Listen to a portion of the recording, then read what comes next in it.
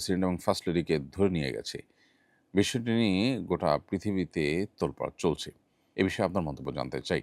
প্রিয় দর্শক, এ বিষয় নিয়ে অন্য ১০ জনের মন্তব্যের চাইতে আমার মন্তব্য কোনো ব্যতিক্রম বা ভিন্ন কোনো মন্তব্য নয়। ভেনেজুয়েলার প্রেসিডেন্টকে ধরে নিয়ে যাওয়া হয়েছে, তার ব্যাপারে নানান নেগেটিভ মন্তব্য আছে। সে দেশের মানুষ তার উপর অসন্তুষ্ট, তিনি বলপূর্বক তাদের উপরে শাসন কার্য পরিচালনা করছেন, বামধারার রাজনীতিকরণ ইত্যাদি, ইত্যাদি। তার ভিতরে অনেক নেগেটিভিটি থাকতে পারে। কিন্তু তাই বলে আরেক দেশের প্রেসিডেন্ট বা আরেক দেশ থেকে সৈন্যরা হামলা করে একটা দেশের প্রেসিডেন্টকে তুলে নিয়ে যাবে, এটা বোধহয় পৃথিবীর ইতিহাসে প্রথম ঘটেছে। তথাকথিত সভ্য পৃথিবীতে এই প্রথমবারের মধ্যে এমনটি ঘটেছে। স্ত্রীসহ রাতের গভীরে তার প্রাসাদ থেকে তাকে ধরে নিয়ে গেছে। অবশ্য তার দেশের বেশ কিছু মানুষের বিশ্বাসঘাতকতা এটার জন্য দায়ী বলে বিভিন্ন সংবাদ মাধ্যমে উঠে এসেছে। মূলত আমরা সবসময় বলি মব এটা অনুচিত, আইন হাতে তুলে নেওয়া অনুচিত, আইনের প্রতি শ্রদ্ধাশীল থাকতে হয়। এখন কোনো কারোর ব্যাপারে যদি অভিযোগ হয়, অভিযোগ হলে তাকে প্রনিয়মতন্ত্র, আন্তর্জাতিক আইন কোনো কিছু না মেনে যদি তাকে তুলে এনে যা খুশি তা করা যায়, আমার মনে হলো আর আমি ধরে নিয়ে আসলাম, এনে বিচার শুরু করে দিলাম। তাহলে এটা যদি জায়েজ হয় বা এটা যদি বৈধ হয়, তাহলে সেক্ষেত্রে মবে কি দোষ করেছে? তাহলে কি ব্যাপারটা এরকম যে যারা শক্তিশালী, যারা পাওয়ারফুল তাদের জন্য আইনের প্রতি শ্রদ্ধা এগুলোর কোনো দরকার নাই? আদতে তাই, বাস্তবে তাই। বর্তমান বিশ্ব পরিস্থিতির আলোকে সেটাই চলছে মূলত। অর্থাৎ যে সমস্ত মুখে আমরা নীতিবাক্য শুনে থাকি, স্লোগান শুনে থাকি অনেক সুন্দর, সুন্দর, এগুলো বেশিরভাগই মুখরোচক। এগুলো বেশিরভাগই প্রতারণা। কখনো গণতন্ত্র, কখনো অধিকার, কখনো শান্তি রক্ষা ইত্যাদির নামে পৃথিবীতে সক্ষমতা আছে যাদের, সেই পাওয়ার আছে, তারা লুটতরাজ করা, অন্যদের সম্পদ দখল করা, সাম্রাজ্যবাদ বিস্তার করা, মাস্তানি করা, এটাই মূলত চলছে। বাকি লোকগুলো আসলে সহজ সরল বা তাদেরকে একরকমের বলতে পারেন বোকাশোকা বানিয়ে রাখার একটা প্রচেষ্টা চলছে। এটা এখন ওপেন সিক্রেট। কিন্তু দুর্ভাগ্যজনক বাস্তবতা হলো যে বেশিরভাগ মানুষজন, পৃথিবীতে আমরা যারা বসবাস করছি, আমরা এই জিনিসটা বোঝার চেষ্টা করি না। এ ধরনের ঘটনাগুলো মূলত আজকের পৃথিবীর এই তথাকথিত সভ্যতা, অধিকার কবচানোর যে বিষয়গুলো আছে, কোরআন হাদিসের অনেক বিষয়ের সাথে দেখবেন যে অধিকারের সংঘর্ষ দিয়ে কোরআন হাদিসকে ভিলেন বানানোর বা ইসলামকে ভিলেন বানানোর, ইসলামের বিধিবিধানকে ভিলেন বানানোর বা আসামের কাঠগড়াদার করার একটা চেষ্টা আমরা দেখি। অথচ এই পুরো আয়োজনটাই, এই অধিকার, শান্তি রক্ষা ইত্যাদি, ইত্যাদি এদের নামে যে পুরো আয়োজনটা, এখানে দৃশ্যমান কিছু হয়তো ভালো কাজ আমরা দেখতে পাই। মূলত পুরো আয়োজনটাই হলো মাস্তানি এবং দখলদারিত্ব এবং সাম্রাজ্যবাদ প্রতিষ্ঠার চেষ্টা মাত্র। আফ্রিকাতে কি হচ্ছে শান্তি রক্ষার নামে, আমরা কে না জানি সেটা। গোটা পৃথিবী জুড়ে আজ যা চলছে, এই সবগুলোরই একটা বহিঃপ্রকাশ এই ঘটনার মধ্য দিয়ে হয়েছে। অন্যরা হয়তো যেটা একটু ঘুরিয়ে ফিরিয়ে, ইনিয়ে বিনিয়ে বা একটু কৌশলে করে, এটা হয়তো খুব প্রকাশ্যে স্পষ্টভাবে হয়েছে। জাস্ট এইটুকু পার্থক্য। তো পৃথিবীর মানুষের জন্য আসলে ইসলামী যে সমাধান, অন্য কোনো বিষয়ে যে অন্য কোনো ইজম বা মতবাদে বা অন্য কোনো ধারণা পৃথিবীতে প্রতিষ্ঠিত হওয়ার মাধ্যমে মানুষের যে শান্তি প্রতিষ্ঠিত হবে না, প্রকৃত অধিকার প্রতিষ্ঠিত হবে না, সেটা এই সমস্ত ঘটনার মধ্য দিয়ে আবারও পরিষ্কারভাবে বুঝে আসে। জাতিসংঘের মতো এরকম একটা প্রতিষ্ঠান যদি এই ধরনের একটা ঘটনা যদি কার্যকর পদক্ষেপ নিতে না পারে, তাহলে এই সমস্ত প্রতিষ্ঠানের আসলে কার্যকারিতা কতটুকু, সেটা যথেষ্ট প্রশ্ন করবার সুযোগ আছে। আমাদের ভুলে যাওয়া উচিত হবে না যে শতাব্দীর সবচেয়ে ভয়াবহতম বর্বরতা ফিলিস্তিনবাসীর উপর চলছে।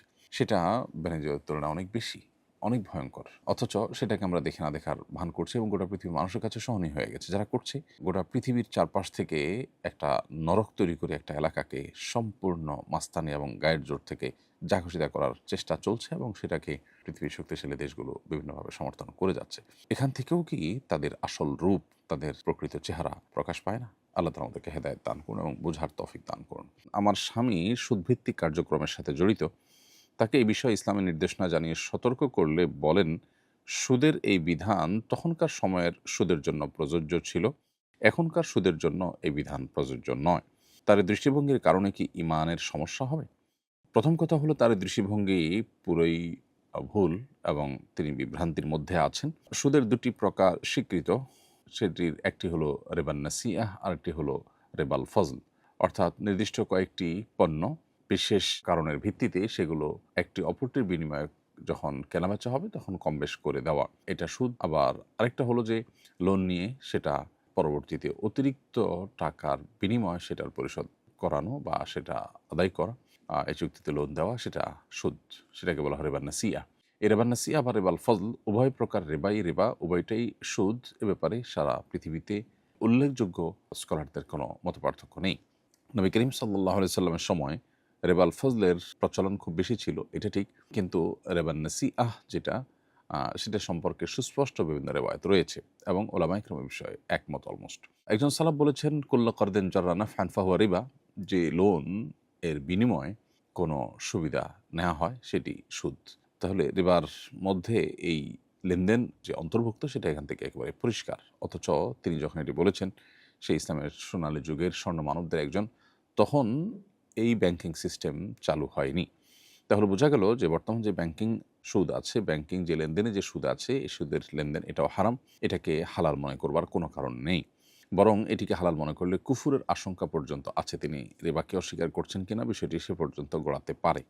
সেটা অবশ্য ব্যাখ্যা সাপেক্ষ বিষয়। তো এইজন্য এ ধরনের বিশ্বাস থেকে বেরিয়ে আসতে হবে। এটা সঠিক কোনো বিশ্বাস নয়। বরং সৌদি আরবের সাবেক গ্র্যান্ড মুফতি শেখ আব্দুল আজিজ বিন আব্দুল্লাহ বিন বাজ রহমতুল্লাহি আলাইহ তিনি বলেছেন যে বর্তমানে যে ব্যাংকিং সিস্টেমে যে সুদ এর লেনদেন হয়ে থাকে, এর মধ্যে রিবান নাসিআ, রিবাল ফজল ২ টাই আছে। ২ টারই উপস্থিতি এখানে আছে। টাকাটা মূলত স্বর্ণেরই একটা রূপ। সো টাকার বিনিময়ে টাকা এবং কম বেশি করে দেওয়া সেটা তার মধ্যে আছে। আবার লোন দিয়ে পরবর্তীতে সেটার জন্য অতিরিক্ত সুবিধা আদায় করা, এটার মধ্যে রিবান নাসিআ তো আছেই। তো এইজন্য বর্তমানে ব্যাংকে যে প্রচলিত সুদি লেনদেন, এটাকে হালাল মনে করবার কোনো স্কোপ বা কারণ নেই। আপনার স্বামীকে এই বিষয়ে ভালো করে পড়াশোনা করা এবং এই বিষয়ে ইসলামের দৃষ্টিকোণকে ভালো করে জানবার চেষ্টা করার জন্য আপনি অনুরোধ রাখতে পারেন। একই সময়ে একাধিক পাত্রপক্ষ থেকে প্রস্তাব এসেছে। এক পাত্রপক্ষের সঙ্গে চূড়ান্ত সিদ্ধান্তে পৌঁছতে সাধারণত ১৫-২০ দিন সময় লাগে। এই সময় এক পক্ষের সঙ্গে যোগাযোগ করতে গিয়ে অন্য পক্ষকে উপেক্ষা করলে তারা সরে যেতে পারে। অথচ পরে দেখা যেতে পারে প্রথম পক্ষের সঙ্গে সিদ্ধান্তে পৌঁছানো সম্ভব হয়নি। এই বাস্তবতায় চূড়ান্ত সিদ্ধান্ত না হওয়া পর্যন্ত একই সময় একাধিক পাত্রপক্ষের সঙ্গে কথা এগিয়ে নেওয়া বৈধ হবে কিনা?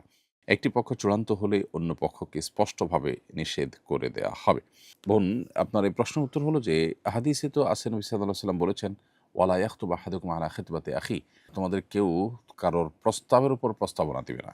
অর্থাৎ কেউ কোথাও বিয়ের জন্য প্রস্তাব করেছেন, তার প্রস্তাবনার কোনো সিদ্ধান্ত আসার আগে এখানে আরেকজন যেন প্রস্তাবনা দিতে না যান। এটা হলো মৌলিক নিষেধাজ্ঞা। এখন কেউ কারো প্রস্তাবনা সম্পর্কে জানেন না। পাত্রীপক্ষের কাছে প্রস্তাবনা ছেলেপক্ষ নিয়ে এসেছেন, আরেকটা ছেলেপক্ষ নিয়ে এসেছেন, কেউ কারোটা হয়তো জানেন না। এরকম যদি হয় তাহলে তাদের এই প্রস্তাবনা নিয়ে আসাটা নাজায়েজ নয়। আর পাত্রীপক্ষ এখানে কাকে দিবেন সেটা পর্যালোচনা করে, মানে কার সাথে প্রস্তাবে সম্মতি দিবেন এবং কার সাথে বিয়ে দিবেন, এই ব্যাপারটি যদি তারা একটু সময় নিয়ে সিদ্ধান্ত নেন এবং কয়েকটার সাথে আলাপ করে বোঝাপড়ার চেষ্টা করেন, তাহলে সেটা মৌলিকভাবে কোনো নাজায়েজ বা নিষিদ্ধ হবে না। এবং হাদিসে যে কারো প্রস্তাবের পরে অন্য কাউকে প্রস্তাব দিতে নিষেধ করা হয়েছে, এটা তারাও তা পড়বে না। এটা হলো প্রস্তাব আপনার কাছে এসেছে, সো আপনি কোনটা চুজ করবেন সেটার জন্য আপনি সময় নিতে পারেন, দেখতে পারেন এবং কথাবার্তা সেভাবে আগায় নিয়ে যেতে পারেন। কিন্তু লক্ষ্য রাখতে হবে যে কোনোভাবে কাউকে ক্ষতিগ্রস্ত করা জায়েজ না। নবী সাল্লাল্লাহু আলাইহি ওয়াসাল্লাম বলেছেন, লা দরারা ওয়ালা দিরারা, নিজে ক্ষতিগ্রস্ত হওয়া বা কাউকে ক্ষতিগ্রস্ত করা এটা কিন্তু শরীয়তে জায়েজ নয়। অতএব আপনি তাকে অপেক্ষা করানোর মাধ্যমে তার জন্য অপ্রত্যক্ষ কোনো ক্ষতির কারণ না হয়। হ্যাঁ, সে একটা জায়গায় এঙ্গেজ থাকার কারণে অন্য আরও কিছু জায়গায় তার মিস হতে পারে। সেইটা তো সেটুকু ক্ষতি তো তাকে সহ্য করেই সিদ্ধান্তে আসতে হবে। অর্থাৎ আপনার সাথে আলাপ চলছে, এই টাইমে তার কাছে আরেকটা স্কোপ থাকতে পারে। তো তিনি সেই স্কোপ ধরবেন নাকি এখানে আলাপ চালাবেন এটা তার বিষয়।